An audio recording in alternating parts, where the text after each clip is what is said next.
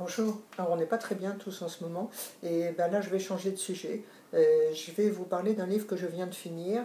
Voilà, je vous le montre. Ça s'appelle L'homme de ma vie, ça a été écrit par Jan Kefelec. Vous savez, celui qui a écrit Les Noces barbares, ça doit vous dire quelque chose. Alors l'homme de sa vie, c'est son père, il s'appelle Henri Kefelec. Il a écrit Le recteur de l'île de Sein, il a eu beaucoup de succès. Son œuvre a été même couronnée par le Grand Prix de l'Académie française. Il a fait la rue d'Ulm, il a été le condisciple et l'ami de Julien Gracq. Enfin bref, c'est une pointure. Seulement, cet homme-là, il a des grands yeux bleus qui font peur à son fils. Et surtout, il est extrêmement maladroit avec cet enfant. C'est pas qu'il l'aime pas, c'est qu'il l'aime mal. En fait, il l'aime à sa manière, qui n'est pas la bonne. Et il montre beaucoup d'affection. Alors là, il se débrouille beaucoup mieux avec son fils aîné qui s'appelle Hervé. Et du coup, c'est très difficile pour le fils qui se sent mal aimé et qui se dit que si son père ne l'aime pas, c'est parce qu'il n'est pas à la hauteur. Alors il y a des bons moments entre le père et le fils, ceci dit, le père l'emmène à la pêche, il l'appelle souvent petit vieux, ce qui est pour lui quelque chose d'affectueux, puis par moments il l'appelle le négligé, parce que cet enfant l'énerve en fait.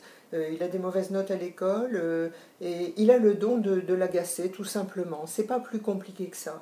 Mais alors, bon, qu'est-ce qu'on fait quand on ne se sent pas aimé, et surtout parce qu'on se dit qu'on n'est pas à la hauteur? Eh ben, on fait les pieds au mur, c'est-à-dire, en l'occurrence, on écrit. On écrit pour faire comme le héros Henri Kefelec, l'homme de lettres. Et Jan Kefelec se met à écrire, et puis un jour, en 85, il a le Goncourt. Et là, qu'est-ce qu'il fait tout de suite? Il appelle son père, parce qu'il est très fier. Et c'est une scène terrible, il faut que je vous la lise. Je n'ai pas perdu ma page, c'est bien.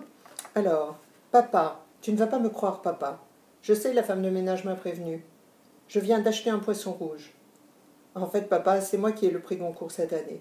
J'ai du boulot, petit vieux, raccroche. C'est pas vrai pour le poisson. C'est juste vrai pour le Goncourt. La femme de ménage m'a... Oui, t'as prévenu, ça va. Voilà, c'est terrible cette scène-là. Et puis, qu'est-ce qu'on fait aussi quand on se sent un peu nul? Eh ben, on profite de l'argent qu'on va gagner avec le Goncourt. On s'achète une belle voiture de sport, une Jaguar en l'occurrence, et puis un voilier.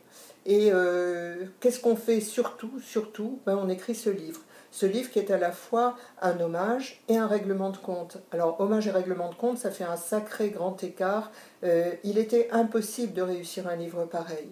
Du coup, il faut que je vous le dise, c'est pas très bien écrit. C'est écrit dans un style potage, avec un humour potage un peu pénible par moment.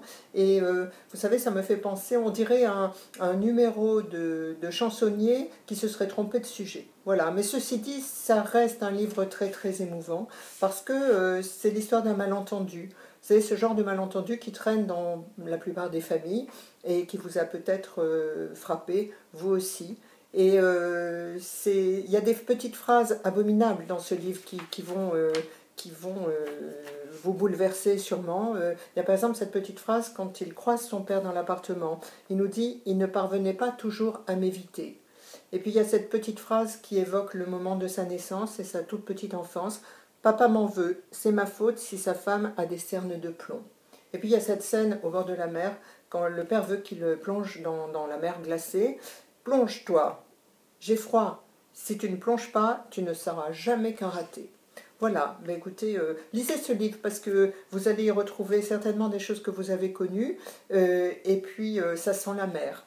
Voilà, je vous souhaite une bonne lecture, et puis je ne vais pas embrasser tout le monde ce soir, je vais embrasser spécialement tous les papas, ceux qui se sont bien débrouillés, et les plus maladroits aussi. Au revoir.